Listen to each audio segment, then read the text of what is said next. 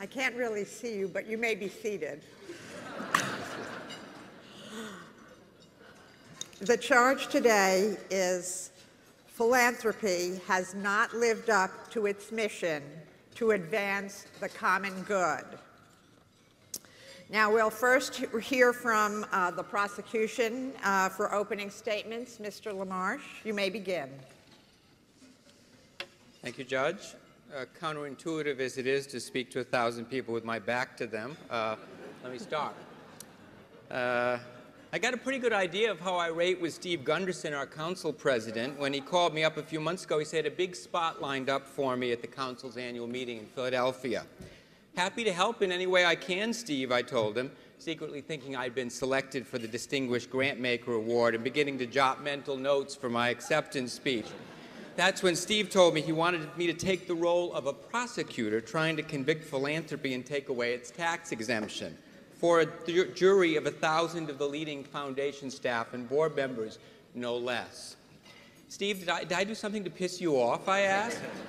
Was at that time we took the Rasmussen Foundation Funders Tour of Alaska, and Sarah Palin helped me hook a 20-pound salmon while you accidentally landed your hook in Judy Rodin's Gucci wading boots? I mean, get over it, man. No, Gara, Steve said. I just think you'd be the best person to make the case, by which I'm pretty sure he meant someone reckless enough to get up before the crowd at the annual meeting a few years ago and denounce the Texas foundation community for failing to address gross racial disparities in imprisonment and execution. Did I mention the council meeting was in Dallas that year? In a state where I think you're legally required to carry a handgun, even to yoga class? Anyway, maybe the council staff had done research and found that when I was 16 and a Catholic high school student, I argued a bill in 1970 before the Model Congress in Springfield to decriminalize homosexuality. My bill went down in flames, and for those of you who are Glee fans, or Gleeks as we like to call ourselves, my courageous advocacy won me at least a year of slushy treatment. I know I'm likely to go down in flames today, but I am going to give this a valiant try and hope you don't have time to run out to the 7-Eleven across the street. By the way, please don't be influenced by the fact that if I win the case today, I'm devoting 3 months of my salary to tsunami relief.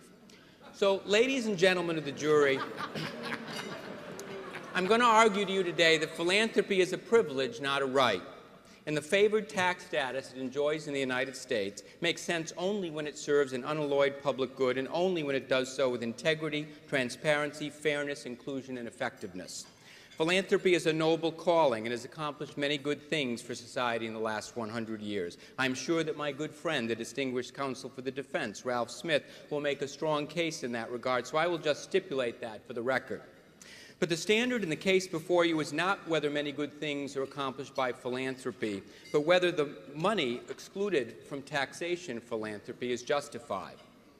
Whether the foregone tax revenue in our current dire fiscal state could be used to keep senior centers and libraries and after-school programs open, hold tuition within reach at public colleges and universities, expand access to internet in rural communities, and so on. Time doesn't permit an exhaustive list of the ways in which we in philanthropy, however well-intentioned, have failed in our mission. But in my brief opening remarks, I want to offer 3 arguments. First, our sector has eroded its moral authority by an excessive focus on self-interest. Let me use a recent example, the fight over comprehensive health care reform and how to pay for it. Last year, in the biggest political fight of a generation, the President sought to greatly expand the social safety net by extending health care to tens of millions of uninsured Americans. They sought to do it in a cost-effective way, partly through savings in other areas. When the targets were wasteful Pentagon spending, unnecessary agricultural subsidies, or monopolies enjoyed by firms that offer student loans, there were loud wails and armies of lobbyists mobilized. We expect a predictable outcry from special interests, but we expect more from philanthropy.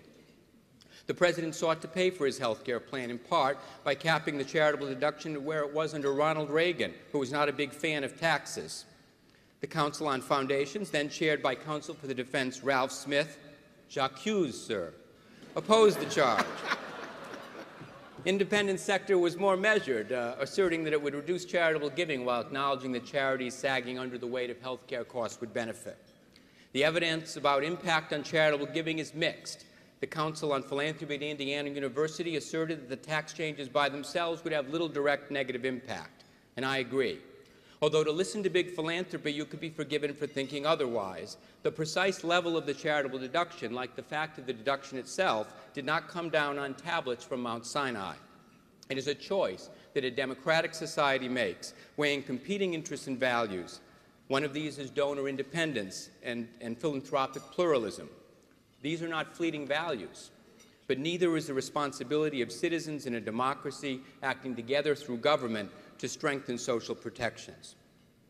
To argue against a critical funding mechanism for something as fundamental as health care, which aimed to narrow the yawning gap of inequality that's steadily grown in America in the last 30 years, seems, to put it plainly, wrong to me. It amounts to asserting that democratically determined public needs, particularly for the most marginalized, should be trumped by an interest in having wealthy people keep more control of how they direct their funds. There were plenty of other interests arrayed against the President's changes for those who itemized tax deductions, like the mortgage lending industry, but their job was made considerably easier by the outcry from the philanthropic and nonprofit sector. We were short-sighted and heedless of the social imperative to provide a much stronger safety net in the United States. I wish this short-sightedness was atypical, but sadly it's not. Philanthropy as a whole has ferociously resisted any stirrings of legislative interest in raising the payout rates. They weren't handed down from Mount Sinai either, by the way, to open the flow of foundation dollars for urgent social needs. And during the Bush years, when wealth was redistributed upwards through massive tax cuts for the rich, coupled with staggering costs of the war in Iraq, it was hard to find a voice in American philanthropy raised in protest. And yet there is no question that those most in need of philanthropy, the poor, the sick, minorities, the old, bore the brunt of those costs. We're failing the people we most need to stand behind. This leads to my second argument that our sector remains too focused on charity and lacks a strategic focus on systemic change. Here I had a very powerful quote from the Reverend Dr. Martin Luther King. Thank you, Carly, shortening my time here today. We like to say that one of the things that our privileged status makes possible is the ability for philanthropy to take big risks. We don't have to run for office or satisfy shareholders or attract customers or win any popularity contests. We can take the long view and undertake bold initiatives that make it safer for government and other private capital to come in later on. But you and I know that the powerful institutional conservatism of philanthropy means those risks are few and far between. Even when we do take risks and we stumble, we share our failures in self-serving ways, like Eddie Haskell-like job applicants who, when asked to cite a weakness or an area for improvement, manage to tell you they really ought to get more sleep and leisure and not spend 80 hours a week at the office. Too much of what philanthropy does is a sideshow to the most pressing issues of our time. Global warming threatens the planet, and pseudoscientific denialism of it threatens democracy, yet the handful of foundations engaged in climate change are vastly outgunned, and even they hoard their foundation assets as if there was no tomorrow, which in fact there won't be before long if we don't reverse the warming of the planet. The National Committee for Responsive Philanthropy, of which I am a proud board member, has determined that only 7% of foundations spend as much as 25% on social justice grant-making. The Foundation Center, taking a broad and generous view, estimates it at 15%.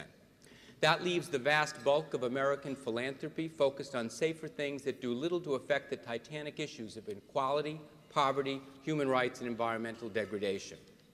Few of the large, ostensibly progressive foundations in America make any significant grants for lesbian and gay people, 40 years after Stonewall, and in a country where now over half the populace now favors same-sex marriage. For Native people still reeling from the ravages of American expansionism, the percentage is even lower. When will this change? How long is too long? Finally, to continue in this vein, our sector is not sufficiently reflective of the rich diversity of this country and globe, and in particular does not reflect the voices of the most marginalized. As Emmett Carson tells us, charitable dollars are quasi-public dollars. But 85% of foundation board members are white. Only 4% of them Hispanic, in a country where 92% of the population growth in the last decade, according to The Economist, came from people of color.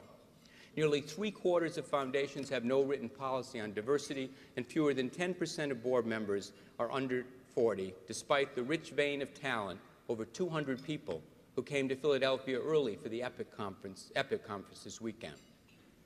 Methodist Bishop Hugh Price Hughes, a critic of Andrew Carnegie in his day, succinctly put the argument against the privileged treatment of philanthropy.